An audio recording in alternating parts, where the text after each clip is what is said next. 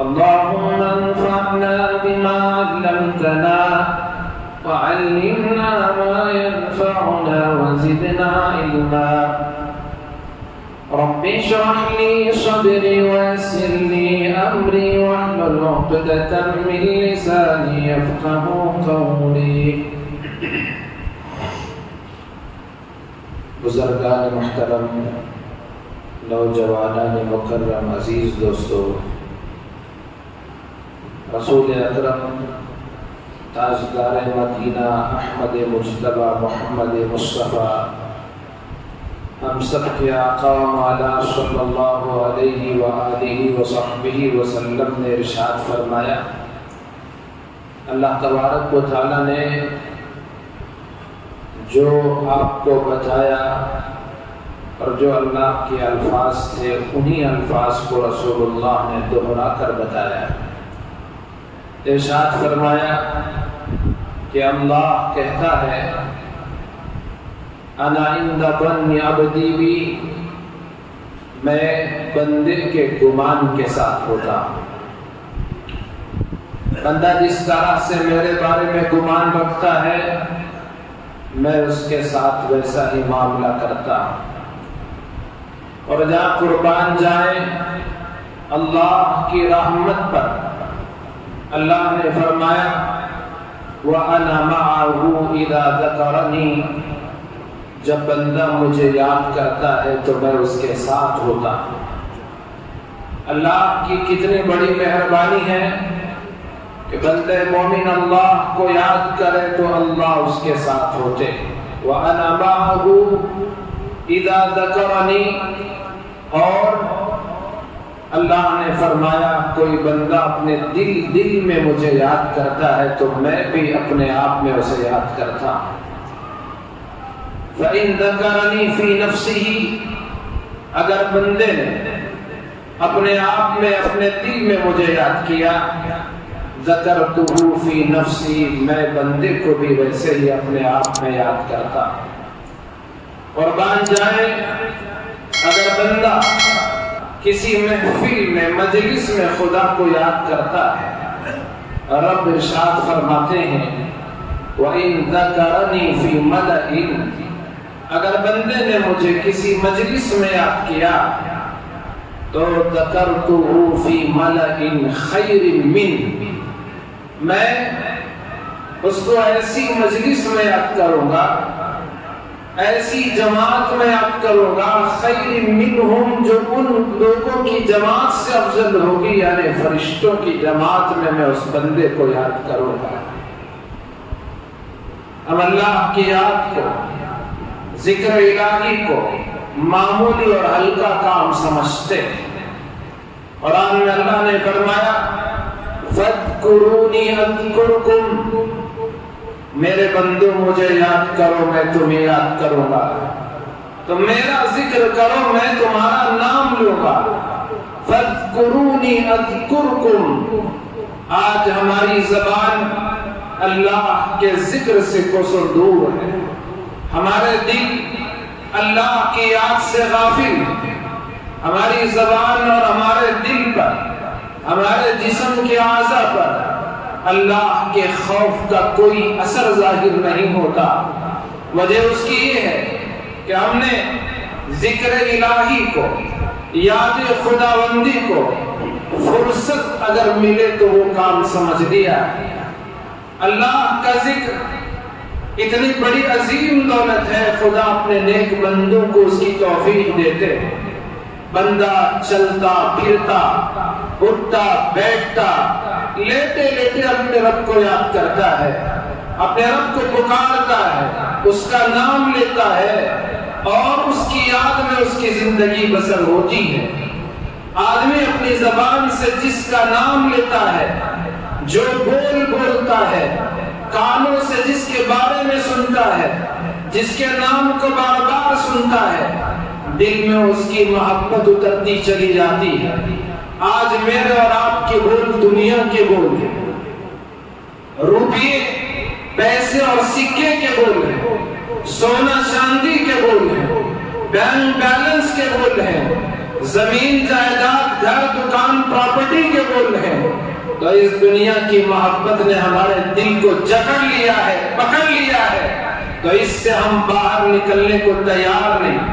اگر یہ دل جو دنیا کی محبت میں جکڑا ہوا ہے، میرے رب کی قسم یہ دل تو اللہ کے رہنے کی جگہ ہے، اس کو تو اللہ کے ذکر سے ہمیں معمور کرنے کی ضرورت ہے، اسے اللہ کے ذکر سے اسے آباد کرنے کی ضرورت ہے، تب جا کر دل منور ہوگا، ورنہ ہمارا دل گناہوں کی وجہ سے، نافرمانی کی وجہ سے، حکم عدولیوں کی وجہ سے، شیطان کے ہر کام میں اس کے ہاتھ میں ہاتھ ڈال کر کام کرنے کی وجہ سے یہ دل اپنے اوپر ایک ایک نقطہ جو لگا ہے گناہوں کا، برائیوں کا، جھوٹ کا، چغلی کا، دھوکے کا، بدکاری کا، دغابازی کا، ڈاکے کا، فریب کا، مکاری کا، جو ایک ایک نقطہ اس دل پر لگتا چلا جا رہا ہے، پورا ہمارا دل کالا ہو چکا ہے۔ سرکار دو عالم محبوب کبریا صلی اللہ علیہ وسلم نے ارشاد فرمایا کہ انسان کے جسم میں ایک ایسا گوشت کا لوتھڑا ہے، الا ان فی الجسد لمضغہ اذا صلحت صلح الجسد كله، اگر وہ جسم کا حصہ، وہ گوشت کا لوتھڑا اگر وہ درست ہو جائے، ٹھیک ہو جائے، تو سارا بدن ٹھیک ہو جائے گا۔ جسم سے، جسم کے اعضاء سے نکلنے والے اعمال درست ہوں گے، اور اگر وہ جسم کا گوشت کا حصہ بگڑ جائے، وَإِذَا فَسَدَتْ، اگر وہ گوشت کا ٹکڑا بگڑ جائے، فاسد ہو جائے، خراب ہو جائے، فَسَدَ الْجَسَدُ كُلُّ، یہ پورا جسم، یہ پوری باڈی خراب ہو جائے، اس کے اعضاء سے نکلنے والے اعمال خراب ہوں گے۔ بھلے جو جڑ خراب ہو چکی ہو، اس کے تنے سے کیا امید کی جا سکتی ہے، اس کی شاخوں سے کیا امید کی جا سکتی ہے کہ وہ ہریالی دے گا، سرسبز و شاداب ہوگا، پھل دے گا، پھول دے گا۔ جڑ ہی تباہ ہو چکی ہے، ختم ہو چکی ہے، سوکھ چکی ہے، مر چکی ہے، خراب ہو چکی ہے، تو اس کا جو درخت ہے، اس کا جو تنا، اس کی ڈالیاں، اس کے پتے، اس کے پھول اور اس کے پھل، کوئی کام اگر اس سے امید رکھتا ہے تو وہ نادان ہوگا۔ آج انسان کا دل بگڑا ہوا ہو اور پھر اس کی آنکھوں سے نیکی کی امید رکھے تو یہ تو نادانی ہوگی۔ ہمارا دل بگڑا ہوا ہو، کانوں سے خیر کی امید رکھے کہ یہ اللہ کے نام کو سننا پسند کرے گا، قرآن کو سننا پسند کرے گا، یا اللہ کے نبی کے ارشادات کو سننا پسند کرے گا۔ یہ کیسے ہو سکتا ہے؟ کان تو دل دادا ہے کامیڈی کا، کان تو دل دادا ہے گانے سننے کا، بے حیائی کی باتوں کو سننے کا۔ یہ زبان سے کیسی اچھی امید رکھی جا سکتی ہے اگر یہ دل بگڑ چکا ہے؟ دل اگر فاسد ہے، دل اگر بگڑا ہوا ہے، دل اگر سیاہ اور کالا بن چکا ہے، دل میں دنیا کی محبت گھر کر چکی ہے، زبان سے بھی وہ دنیا بولے گا اور وہ دنیا کمانے، دنیا جمانے، بلکہ لوٹنے کے لیے اپنی زبان کا استعمال کرے گا۔ یہ زبان گالی گلوچ کے لیے استعمال ہوگی، یہ زبان جھوٹ کے لیے استعمال ہوگی، یہ زبان غیبت کے لیے استعمال ہوگی، یہ زبان بے ادبی کے لیے استعمال ہوگی، یہ زبان دوسروں کو تکلیف پہنچانے کے لیے استعمال ہوگی، کہ وہ اندر جو دل ہے وہ بگڑ چکا ہے۔ جس کا دل بگڑا ہو اس کے ہاتھوں سے کیا اچھی امید رکھی جا سکتی ہے کہ وہ خیر کا کام کرے گا، لوگوں کو بانٹنے کا، تقسیم کرنے کا، ان کو کچھ صدقہ و خیرات کرنے کا کام کرے گا۔ کیسے ہو سکتا ہے؟ دل فاسد ہے، یہ تو لوگوں کو کچھ دے گا تو نہیں بلکہ ناجائز طریقے سے ان سے حاصل کرے گا، ان سے لوٹ لے گا، ان کے مالوں پر اس کی بری نظر ہوگی اور اس ہاتھ سے لوگوں کو تکلیف دے گا، کسی کو مارے گا، کسی کو تکلیف دینے کے لیے کوئی مضمون اخبار میں لکھے گا، تو اس طرح سے اس کا ہاتھ اللہ کے حکموں کے خلاف استعمال ہوگا۔ کیوں یہ دل بگڑ چکا ہے، اس کے دل میں اللہ کی محبت نہیں، اس کے دل میں اللہ کا خوف نہیں، اس کے دل میں رسول اکرم صلی اللہ علیہ وسلم کی محبت نہیں، تو جب دل بگڑ جائے پیروں سے کیا نیکی کی امید کی جا سکتی ہے؟ اسے حلال راستے کے بجائے حرام کی طرف وہ چلنے میں اپنے پیروں کا استعمال کرے گا، ان پیروں کو وہ ناجائز اور غلط طریقے سے معصوموں کے خلاف اپنے پیروں سے وہ ان کو لات مارے گا، تکلیفیں پہنچائے گا، کیوں دل بگڑ چکا ہے۔ اس لیے حضور نے فرمایا اذا صلحت صلح الجسد كله، اگر دل کا درست ہو جائے، دل اگر سمجھ جائے، دل بن جائے، سارا جسم بن جائے گا، ساری باڈی اچھی رہے گی، خیر کی امید کی جا سکتی ہے۔ کوئی نیک آدمی ہو، اللہ والا ہو، خدا سے ڈرنے والا ہو، نماز پڑھنے والا ہو، قرآن کی تلاوت کرنے والا ہو، وہ جب کبھی بولے گا سوچ کر بولے گا کہیں میرے بول سے کسی اللہ کے بندے کو تکلیف تو نہیں پہنچ پا رہی ہے۔ کسی مجلس میں بیٹھے گا سوچے گا کہ اس مجلس میں بیٹھنے سے میرا خدا تو مجھ سے ناراض نہیں ہو جاتا، کہیں چل رہا ہے سوچ سوچ کر قدم رکھے گا، اپنے پیروں سے آہٹ بھی آنے نہیں دے گا، آہستہ قدموں کے ساتھ آہٹ کے ساتھ چلے گا، کہیں میری آہٹ کی وجہ سے کسی کو تکلیف نہ پہنچ جائے۔ یہ اللہ کے ڈر، خوف خدا، خشیت الہی کی نشانی ہے، محبت رسول اکرم صلی اللہ علیہ وسلم کی نشانی ہے۔ حضور علیہ الصلوۃ والسلام نے آگے ارشاد فرمایا وَإِذَا فَسَدَتْ فَسَدَ الْجَسَدُ كُلُّهُ، اور اگر یہ بگڑ جائے، دل بگڑ جائے تو سارا جسم بگڑ جائے گا، اس سے نکلنے والے اعمال خراب ہوں گے۔ اللہ غور سے سنو، وہی القلب، دل ہے جس کا بگاڑ سارے جسم کا بگاڑ ہے، اور جس کی صلاحیت و صالحیت، جس کی سالمیت سارے جسم کی سالمیت ہے۔ اس لیے دل اللہ کے ذکر سے اگر معمور ہوگا، اللہ کی یاد سے اگر آباد ہوگا، تو انسان کے جسم سے نکلنے والے سارے اعمال اللہ کو راضی کرنے والے ہوں گے۔ اس لیے اس دل کو اللہ کے یاد سے معمور کرو۔ اللہ نے فرمایا فَاذْكُرُونِي، اور میرے بندو مجھے یاد کرو، اذکرکم، میں تمہیں یاد کروں گا۔ اگر تم نے اپنے نفس میں، اپنے دل میں مجھے یاد کیا، فَإِن ذَكَرَنِي فِي نَفْسِهِ، اگر بندے نے اپنے آپ میں، اپنے دل میں مجھے یاد کیا، ذَكَرْتُهُ فِي نَفْسِي، میں بھی اسے اپنے آپ میں یاد کروں گا۔ وَإِن ذَكَرَنِي فِي مَلَئٍ، اگر کسی مجلس میں مجھے یاد کرے گا، میرا ذکر کرے گا، میری کاریگری کا ذکر کرے گا، میری صفت تخلیق کا ذکر کرے گا، میرے رزاقیت کا ذکر کرے گا، میرے اوصاف کا ذکر کرے گا، تو پھر ذکرتہ فی ملئ، میں اس کو ایسی مجلس میں یاد کروں گا خیر منہم، جو اس مجلس کے لوگوں سے زیادہ بہتر ہوگی۔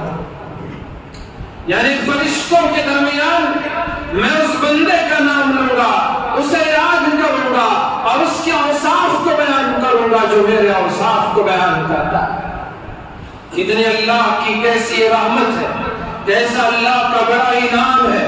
ایک لمحے کے لیے میرا آپ کا پروردگار مجھ سے، آپ سے غافل نہیں ہوتا، وہ ہمیشہ ہمارے ساتھ ہوتا ہے۔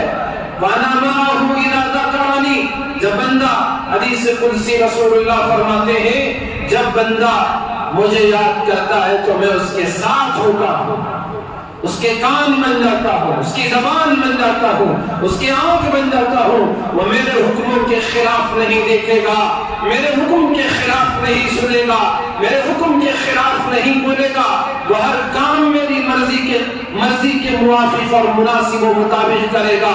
کیوں؟ اللہ کے ذکر کو اس نے اپنے دل میں بسا لیا ہے۔ یہ لفظ اللہ، جو اللہ کے ذکر کرنے والوں کو اس کی لذت کا پتہ ہے، آج ہمیں اس کی لذت کا احساس نہیں۔ آج گانے میں مجھے اور آپ کو لطف محسوس ہوتا ہے، کہانیاں بولنے سننے میں، اسٹوری بولنے سننے میں ہمیں لطف محسوس آتا ہے، دنیا کی باتیں کرنے اور سننے میں ہمیں مزہ محسوس ہوتا ہے۔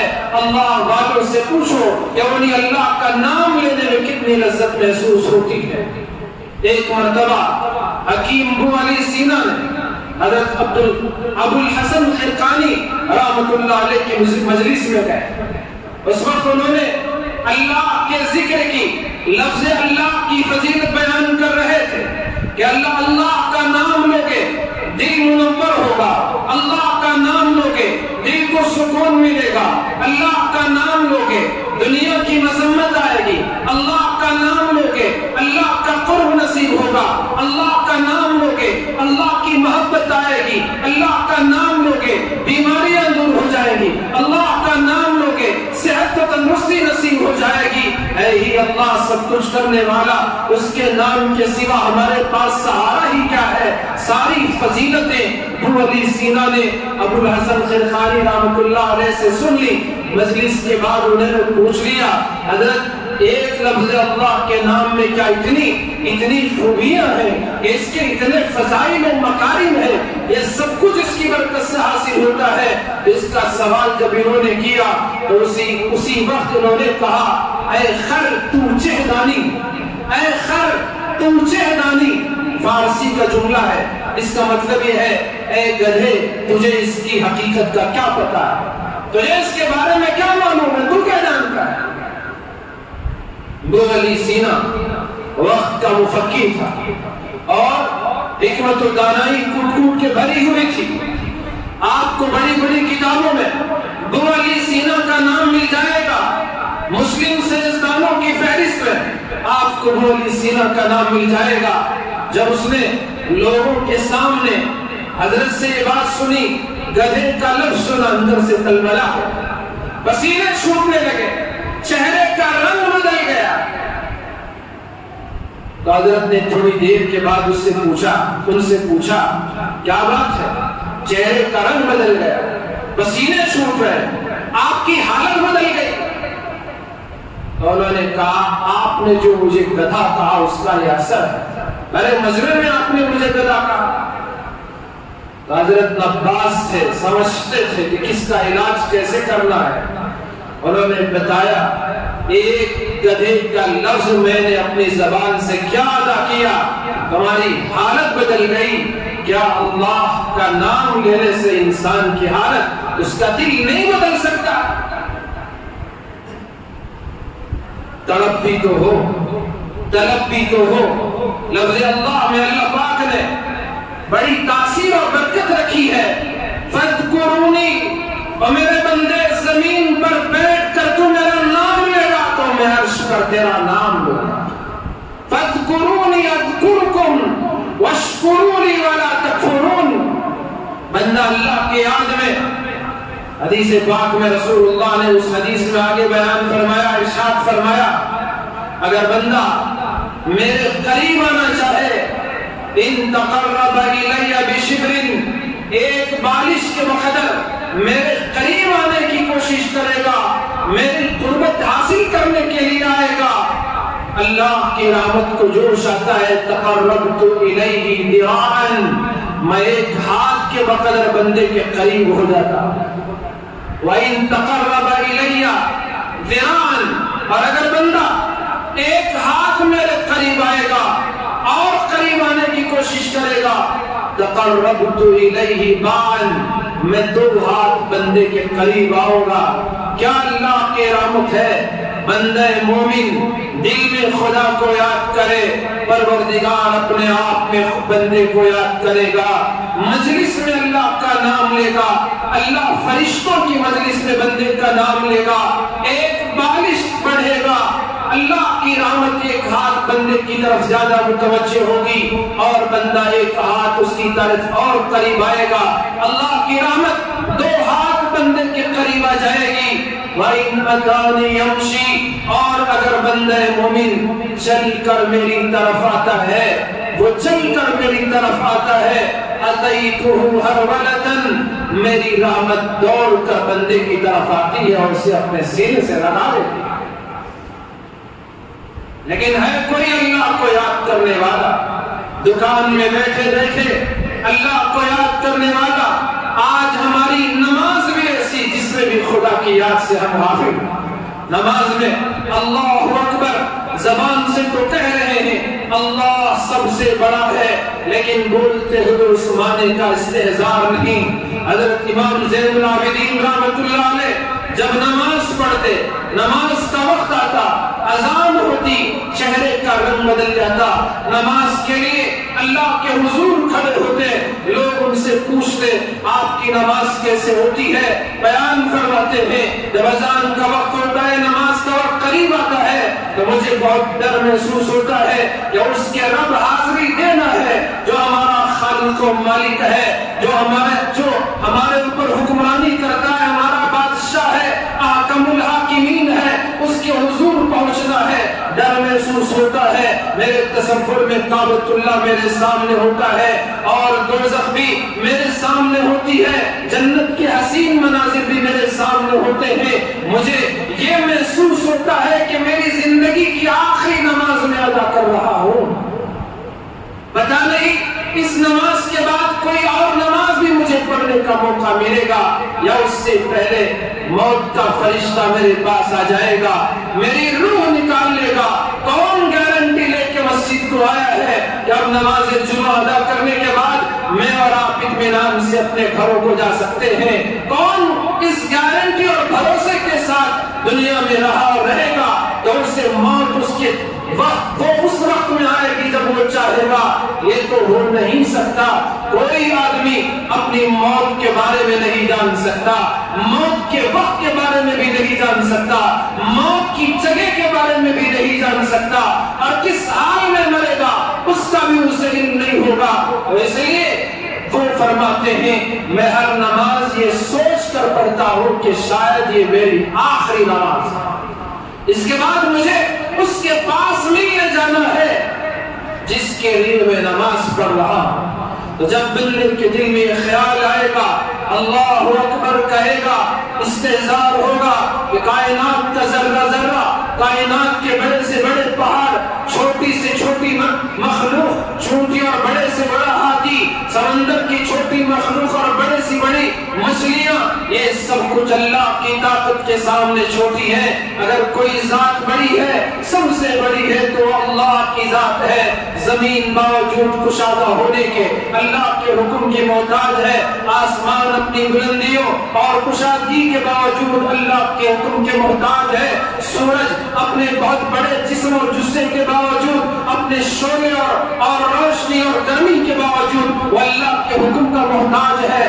ایک اکیلا اللہ ہے جو ساری کائنات کا نظام چلاتا ہے۔ اللہ اکبر، ہماری نمازیں زبان سے تو ادا ہو رہی ہیں، سورۃ الفاتحہ بھی پڑھ رہے ہیں اور سورہ کی بھی تلاوت ہو رہی ہے، لیکن دل خدا کی یاد سے غافل ہے، دل اللہ کے حضور کھڑے ہونے کے شعور سے دور ہے۔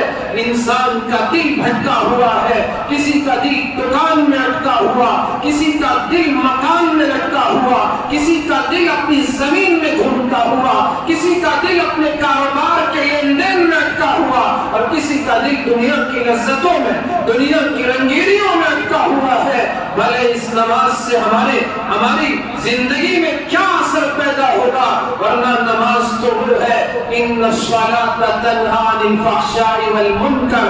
بندہ نماز پڑھتا ہے تو اس کی نماز اس کو برائی سے روک دیتی ہے، اس کی نماز اس کو بے حیائی سے روک دیتی ہے، اس کی نماز اس کو رب کی نافرمانی سے روک دیتی ہے، اس کی نماز اس کو ناپسندیدہ کاموں سے روک دیتی ہے۔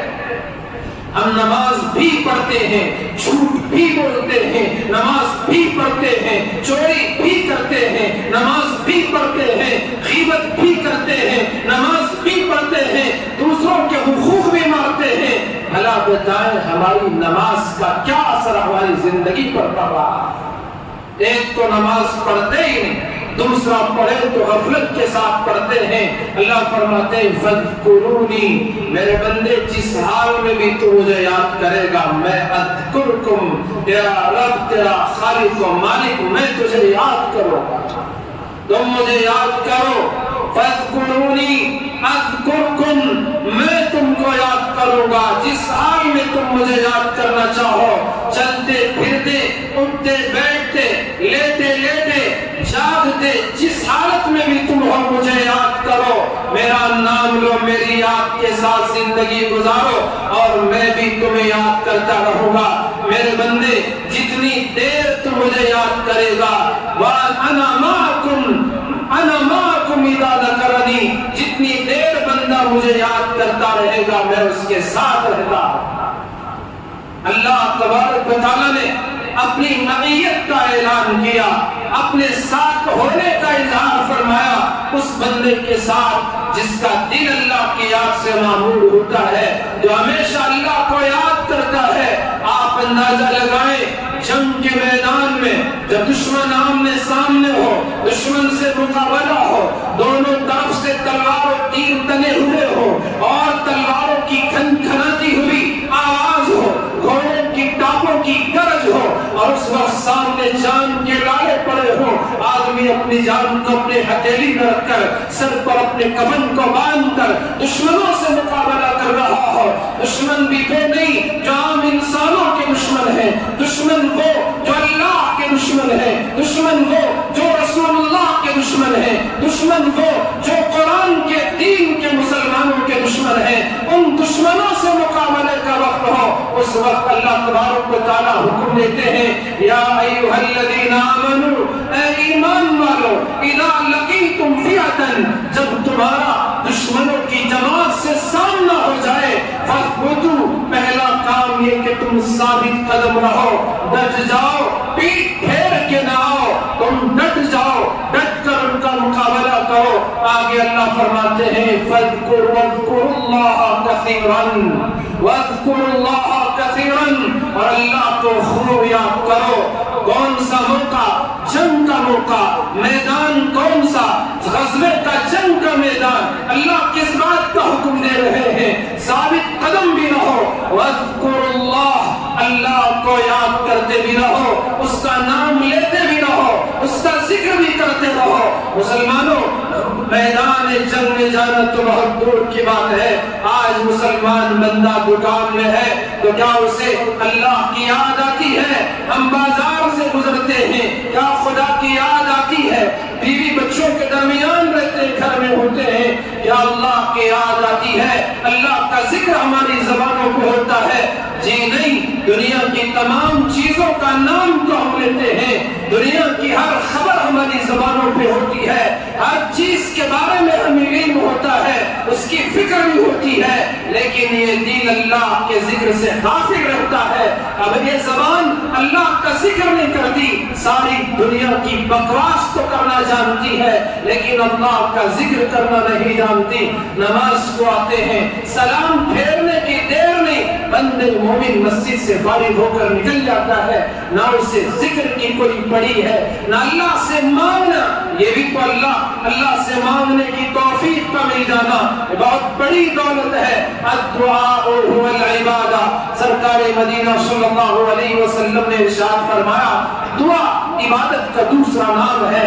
الدعاء مخ العبادہ، تمام عبادتوں کا مغز وہ دعا ہے۔ دعا کرنے کی ہمیں فرصت نہیں، پھر پریشانی کا اظہار کرتے رہتے ہیں، لوگوں سے اللہ کی شکایت کرتے ہیں، لوگوں کے سامنے پریشانیوں کا اظہار کرتے ہیں۔ کبھی آؤ، وضو کرو اور پورے سکون کے ساتھ رب کے حضور دو رکعت نماز پڑھو اور اس کے سامنے اپنے دامن کو پسارو، اپنے ہاتھ کو پھیلاؤ اور اللہ کے سامنے اپنی پریشانیوں کا اظہار کرو، تنگی کا اظہار کرو، بیماری کا اظہار کرو، اس کے سامنے اپنے حاجتوں کا ذکر کرو۔ رب ہی ہے حاجت روا، رب ہی ہے مشکل کشا، رب ہی ہے وہ شافی مطلق، سب کچھ کرنے والی ذات وہی ہے جس نے آسمانوں کو بلا ستون کے کھڑا کیا، زمین کو فرش کے طور پر گہوارہ بنا کے ہمارے لیے محل بنا دیا، وہی ہے جو سورج طلوع کر کے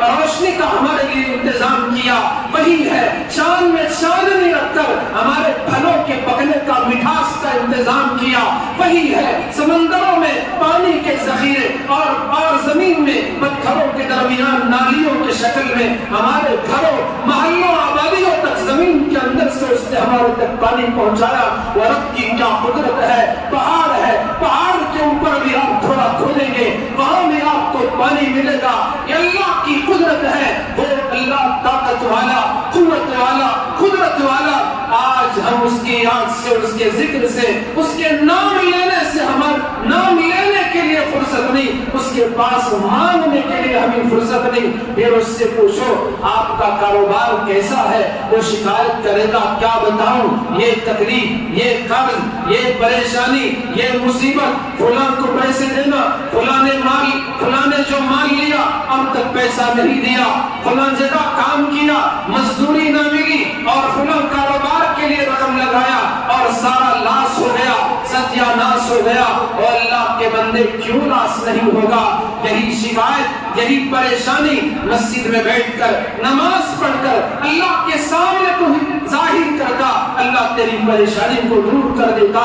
تو خدا کا نام لیے بغیر کام کرتا ہے تو تیرے کام میں کیسی برکت آئے گی؟ آج مسلمان سفر کے مہینے کی نحوست کو تو جانتا ہے، یہ سفر کا مہینہ، اس کی نحوست کو تو ہم جانتے ہیں اور کہتے ہیں یہ منحوس مہینہ ہے، اس میں کوئی نیا کاروبار نہ کرو، اس میں کوئی نیا گھر نہ لو، نئی زمین نہ لو، یہ کام نہ کرو، وہ کام نہ کرو، حتیٰ کہ گھر والی کو بھی میکے بھیج دیتا ہے کہ منحوس دن ہے، نحوست گھر کو آ کے نہ کر لے۔ اور اللہ کے بندو، نحوست کسی دن میں بھی نہیں اور کسی کام میں بھی نہیں۔ اگر سفر کے مہینے میں نحوست ہوتی، رسول اکرم صلی اللہ علیہ وسلم اپنی زندگی کا سب سے مقدس عمل، صحابہ ان کی زندگی کا سب سے مقدس عمل یعنی ہجرت کا آغاز سفر کے مہینے میں نہ کرتے۔ سفر کے مہینے کی آخری تاریخیں تھی جس وقت ہجرت کا آپ علیہ السلام نے ارادہ کیا، مکہ مکرمہ کو چھوڑ دیا، مدینہ منورہ پہنچنے کا آپ نے سفر کا آغاز کیا، تو جہاں سے اسلام کے پھیلنے کا ایک لامتناہی سلسلے کا آغاز ہے، جہاں سے اسلام کی روشنی دنیا کے کونے کونے کی اندھیری کو مٹانے کے لیے نکلی تھی، وہ نقطۂ آغاز جو سفر کے مہینے میں پیش آیا وہ اللہ کے نبی علیہ السلام نہیں کرتے تھے۔ یہ زمانے جاہلیت کا یہ عقیدہ ہے کہ وہ سفر کے مہینے کو منحوس سمجھتے تھے۔ سرکار عالم صلی اللہ علیہ وسلم نے ارشاد فرمایا، لا عدوى ولا طیرہ ولا حامہ ولا سفر، میری امت کے لوگوں، بیماری ایک دوسرے کو متجاوز جو ہوتی ہے اپنے آپ بیماری منتقل نہیں ہوتی۔ اگر کوئی عقیدہ یہ رکھتا ہے کہ اپنے آپ بیماری دوسرے کو منتقل ہوتی ہے تو یہ بدعقیدگی ہے، ایسا عقیدہ مسلمان کا نہیں ہو سکتا۔ اگر ایک سے دوسرے کو بیماری پھیل رہی ہے، ایک صحابی سرکار دو عالم صلی اللہ علیہ وسلم کی خدمت میں آئے، عرض کرنے لگے، یا رسول اللہ میرے اونٹ کو خارش والے اونٹوں میں جانے کی وجہ سے خارش لگی، حضور نے منع فرمایا ایسا نہیں ہوتا۔ پھر آپ نے اسے سمجھانے کے لیے پوچھا، بتاؤ جو پہلے اونٹ کو بیماری لگی، خارش آئی، اسے کس سے لگنے کی وجہ سے بیماری آئی؟ بیماری تو اللہ کے حکم سے پھیلتی ہے۔ لا عدوى ولا طیرہ، یہ جو بدشگونی الو بیٹھ جائے، بلی راستے سے گزر جائے، اور نہ جانے کیا کچھ مسلمانوں کا یہ خیال، مسلمانوں کا یہ گمان کہ اپنے گمان کی وجہ سے اپنے ایمان کو ضائع کر رہے ہیں۔ تو اس سفر کی نحوست کو ہم نے بدعقیدگی کی وجہ سے سمجھ لیا کہ اس میں نحوست ہوتی ہے۔ سفر کا یہ مہینہ، شادی محل خالی کیوں ڈر ہے بیٹے بیٹی کی شادی ہو جائے تو پھر اس مہینے کی نحوست سے زندگی برباد نہ ہو جائے۔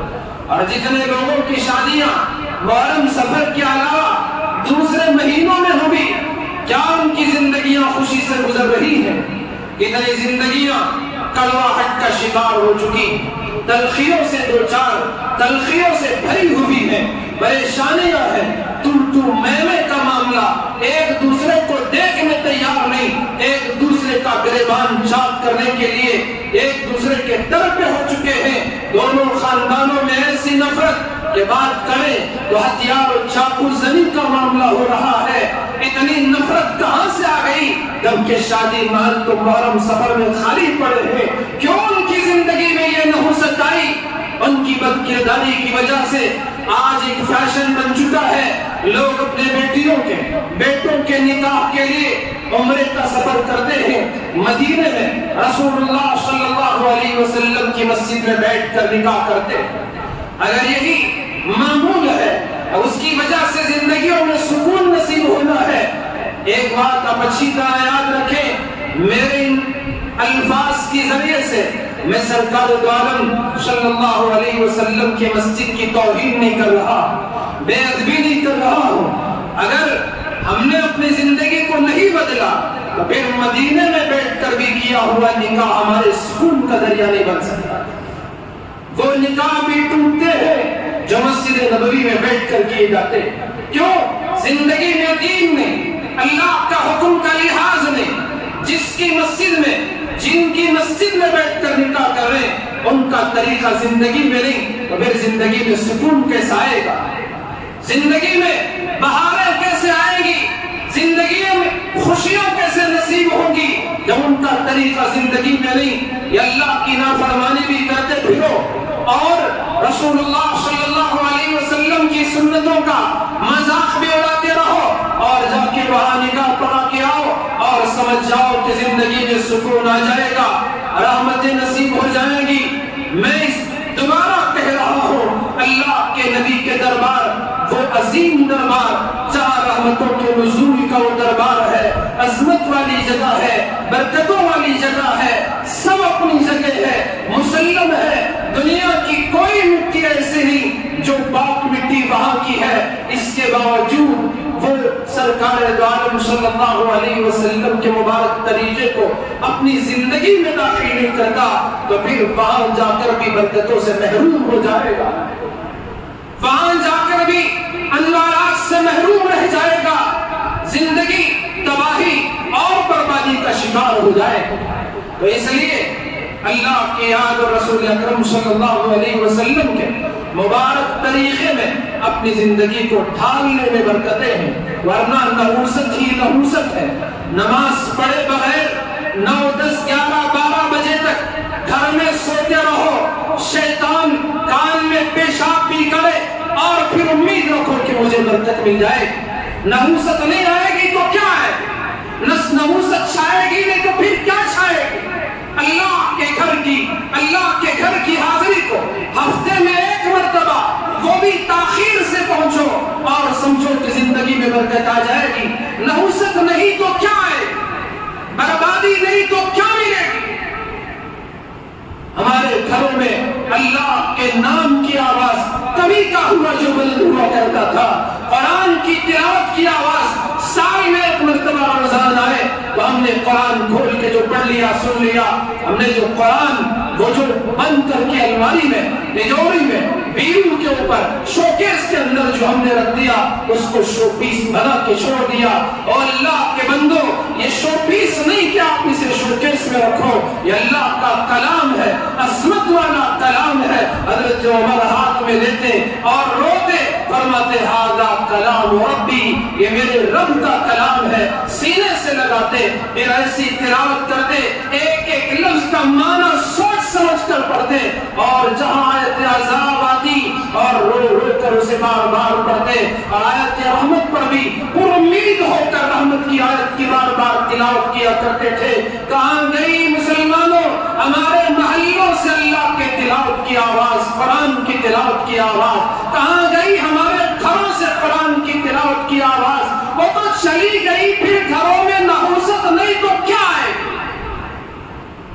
ہم نے سفر کے مہینے کو منحوس بنا دی اور پھر اس کے آخری 4 شعبے کو، سارا پورا مہینہ تو منحوس ہے اور ایک 4 شعبہ بیچارہ مل گیا اور اس میں ہم تفریح کے لیے نکل گئے، گھومنے کے لیے پہاڑوں پر، گارڈنوں میں، پارکوں میں، باغوں میں اور نہ جانے کہاں کہاں گھومنے کے لیے چلے گئے اور گھومنے پھرنے میں خوشی محسوس ہونے لگی۔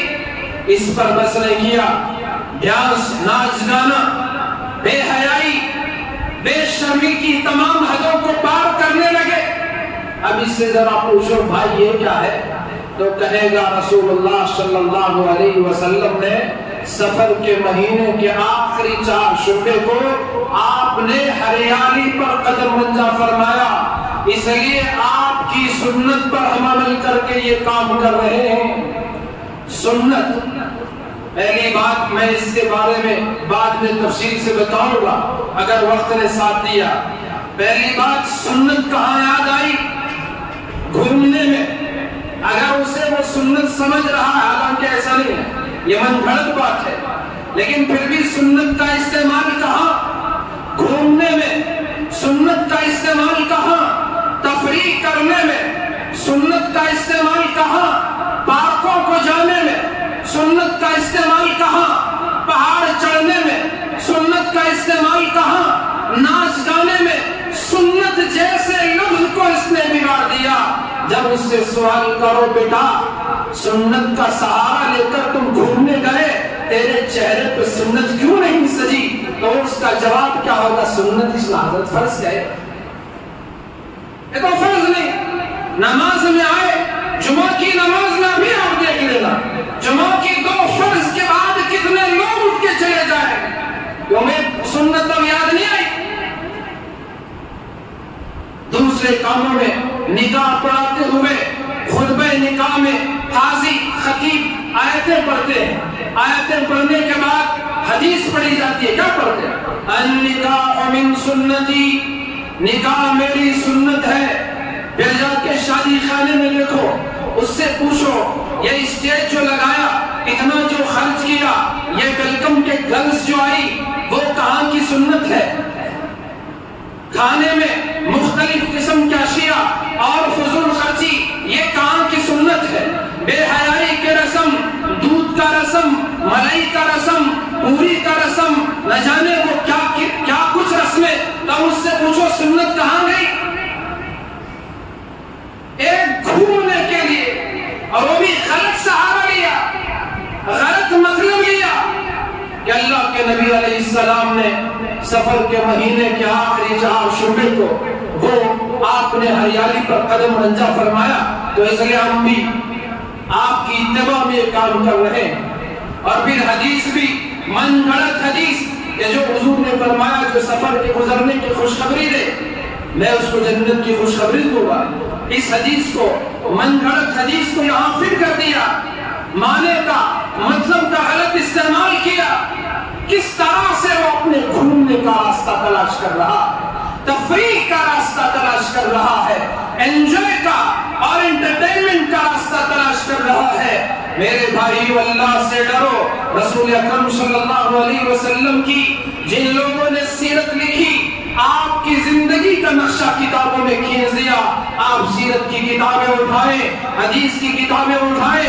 رسول اکرم صلی اللہ علیہ وسلم سفر کے مہینے کے آخری دنوں میں ایک رات میں نیند سے بیدار ہوئے، اور درمیانی رات تھی۔ اپنے خادم، اپنے غلام ابو محیبہ سے فرمایا کہ مجھے اللہ کا حکم ہوا ہے کہ میں قبرستان جاؤں۔ آپ جنت البقیع جو مدینے کے عام مسلمانوں کا قبرستان تھا، آپ وہاں تشریف لائے، اور وہاں مرحومین اور مرحومات کے لیے آپ نے دعائے مغفرت فرمائی، اور دعا کرنے کے بعد آپ پھر اپنے مکان واپس تشریف لائے۔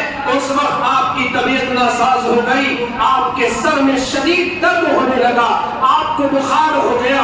تو وہ دن آپ کی بیماری کا آغاز ہے، کتابوں میں لکھا ہے وہ سفر کے مہینے کی 28 تاریخ تھی، اور 4 شعبے کا دن تھا، جس دن رسول اکرم صلی اللہ علیہ وسلم کی بیماری کا آغاز ہوا۔ یہودیوں نے من گھڑت باتیں بنا کر مسلمانوں کو یہ سمجھایا کہ اس دن تمہارے نبی صحت یاب ہوئے، تم جاؤ گھومو ناچو۔ جس دن آپ کی وہ بیماری، جس بیماری میں آپ دنیا سے تشریف لے گئے، جسے مرض الوفات کہتے ہیں، اس بیماری کا جس وقت آغاز ہوا، مسلمان پارکوں میں پہنچتا ہے، ٹیلوں پر پہنچتا ہے، اور ساحل سمندر پہ جاتا ہے، تالابوں کے کنارے پہنچتا ہے، ناچ گانے کرتا ہے، اور پھر سمجھتا ہے کہ رسول اللہ صلی اللہ علیہ وسلم کی خوشی کی وجہ سے کر رہا ہے۔ اس لیے بدعقیدگی کو ختم کرو۔ نحوست اگر ہے ہمارے اعمال کے نہ کرنے کی وجہ سے ہے،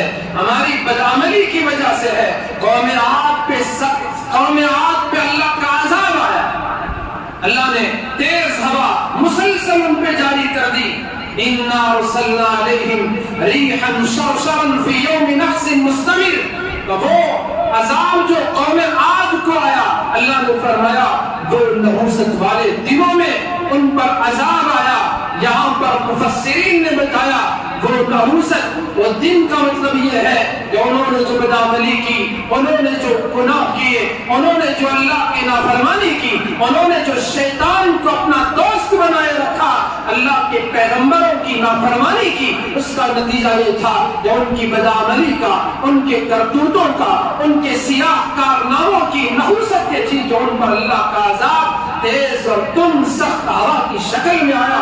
ایسی تیز ہوا چلی کہ غاروں میں چھپے ہوئے تھے، ہوا گھس کر ان کو بڑے بڑے جسم والے، اونچے اونچے قد والے پہلوان میں سے طاقت ایسی، پیروں سے پہاڑوں میں جب وہ زور سے لات مارتے پہاڑ پھٹ جاتے، چٹان پھٹ جاتے، اپنے ہاتھوں سے پہاڑوں کو چیر کر وہ اپنے گھر اور بنگلے محل بنا لیا کرتے تھے. ایسے مضبوط توانا اور مضبوط جسم رکھنے والے، اتنے زبردست طاقت رہنے کے باوجود ہوا ان کے غاروں میں، ان کے گھروں میں گھس کر ان کو نکال کر زمین پر ایسا پٹک کر مار دیا. قرآن کہتا ہے کأنہم اعجاز نخل منخر، جیسے کھجور کے لمبے بڑے تنے ہیں جو اب نیچے پڑے ہوئے ہیں. تو جس طرح سے کھجور کے تنے پڑے ہوئے ہوتے ہیں، اسی طرح قوم عاد کے لوگ اللہ کے عذاب میں گرفتار ہو کر وہ زمین پر منہ کے بل ایسے گرے ہوئے تھے جیسے کھجور کے تنے زمین پر پڑے ہوئے ہوتے ہیں.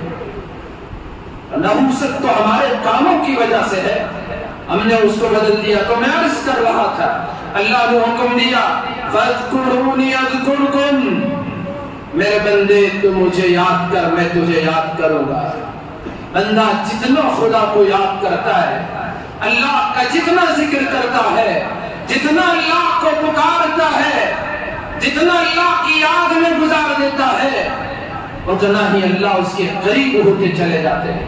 اللہ کی معرفت کا نور اسے نصیب ہوتا ہے، اللہ کی محبت اسے مل جاتی ہے، اللہ کی معرفت اسے عطا ہو جاتی ہے. کیوں؟ بندہ اللہ کو یاد کرنے والا ہوتا ہے. جب ایسی یاد کرتا ہے تو بندے مومن کے کام اللہ آسان کر دیتے ہیں، اللہ کی ایسی اطاعت کرنے لگتا ہے، اللہ پاک مخلوق کو اس کا مطیع و فرما بردار بنا دیتے ہیں. حضرت عبد الواحد رحمۃ اللہ علیہ اللہ سے دعا کی، اے اللہ تو مجھے میرے جنت کے ساتھی کو بتا دے، جنت میں میرے ساتھ کون رہے گا. اللہ نے ان کی دعا کو قبول فرمایا اور ایک عورت کا نام لیا جس کا نام میمونہ حبشہ کی رہنے والی تھی. جنت میں وہ تمہارے ساتھ رہے گی، ان کا جو مقام ہوگا جنت میں اسی کے برابر تمہارا بھی مقام اور جگہ ہوگی جنت میں. اب ان کو ان سے ملاقات کا شوق ہوا کہ مل کر تو آئے، دیکھ کر تو آئے کہ وہ ہے کون. سفر کیا حبشہ کا، کسی طرح معلوم کرتے کرتے ان کے گھر پہنچ گئے. گھر میں گئے تو گھر میں موجود نہیں تھی. لوگوں سے دریافت کیا تو لوگوں نے بتایا کہ جنگل میں چراگاہ میں بکریاں چرانے کے لیے گئی. اکثر ایسے ہی ہوتا ہے، لوگ اپنے مقام میں رہنے والے نیک بندوں کو نہیں پہچانتے، اللہ والوں کو نہیں پہچانتے، علماء ربانیین کو نہیں پہچانتے، اپنے پاس رہنے والے ملنے جلنے والے نیک خدا ترس بندوں کو نہیں پہچانتے. دور سے اگر کسی کے بارے میں سنتے ہیں تو ان کے لیے راہوں میں اپنی پلکیں بچھانے کو تیار ہو جاتے ہیں.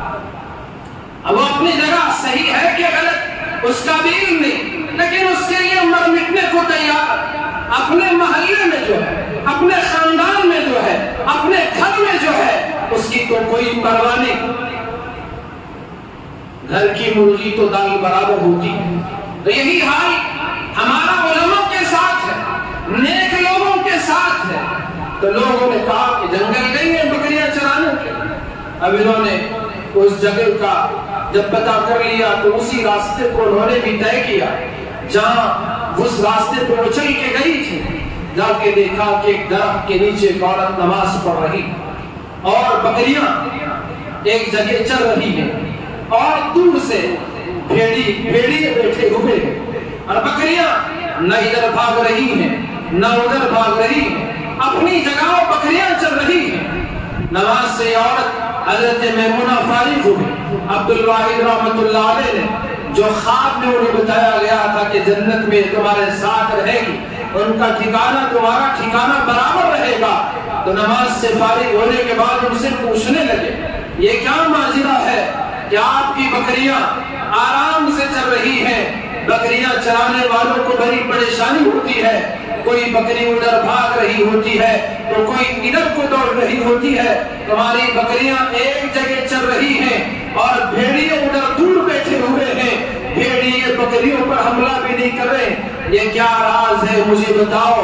تو اس میمونہ رحمۃ اللہ علیہ نے جواب دیا میں نے اللہ سے صلح کر لی ہے اور اللہ نے مجھ سے صلح کر لی ہے، اور میں اللہ کی عبادت و اطاعت میں زندگی گزارتی ہوں، اللہ نے اس کی مخلوق کو میرا مطیع و فرما بردار بنا دیا۔ یہ ہوتا ہے اللہ کو یاد کرنے کی برکت، اللہ رب ذوالجلال کے ذکر کی برکت۔ فَاذْكُرُونِي أَذْكُرْكُمْ، بھلا بندہ خدا کو یاد کرے اور اللہ بندے کو یاد کرے تو بندہ مصیبتوں میں، پریشانیوں میں، خامخواہ کی غم و مصیبتوں میں کیسے سفر جائے گا، اور کیسے اس کی طرف کوئی مصیبت آئے گی۔ ہاں اگر کوئی تکلیف بھی پہنچ رہی ہے تو اللہ اس بندے کو اور قریب کرنا چاہتے ہیں، اللہ رب ذوالجلال اسے وہ مقام دینا چاہتے ہیں جس مقام پر یہ عبادتوں کے ذریعے سے نہیں پہنچ سکتا، تلاوت کے ذریعے سے نہیں پہنچ سکتا، اس کی تلاوت کم ہے، عبادت کم ہے، اور جو پریشانیاں آئے اس کے بدلے میں اللہ اسے اور اونچا مقام دینا چاہتے ہیں۔ ورنہ جیسے عام انسانوں کو، فاجروں کو، کافروں کو، خدا کے دشمنوں کو جو مصیبتیں آتی ہیں یہ دنیا کے غم کا، ڈر کا، خوف کا باعث بنتی ہیں، ایسی پریشانیاں، مصیبتیں اللہ کے نیک بندوں کو کبھی نہیں آ سکتی۔ الا بذکر اللہ تطمئن القلوب، اللہ نے فرمایا سنو سنو، اللہ کے ذکر سے دلوں کو اطمینان نصیب ہوتا ہے، سکون میسر آتا ہے۔ اللہ رب ذوالجلال مجھے بھی آپ کو سمجھنے کی توفیق عطا فرمائے۔ پروردگار عالم مجھے آپ کو کثرت سے اس کا ذکر کرنے کی توفیق عطا فرمائے، ہمیشہ اللہ کی یاد میں لگے رہنے کی توفیق عطا فرمائے، گھر میں، دکان میں، بازار میں، تجارت میں، زراعت میں، ملازمت میں، ہر جگہ اللہ کو یاد کرنے کی ہم سب کو توفیق عطا فرمائے۔ آمین ثم آمین، وآخر دعوانا الحمد للہ رب العالمین۔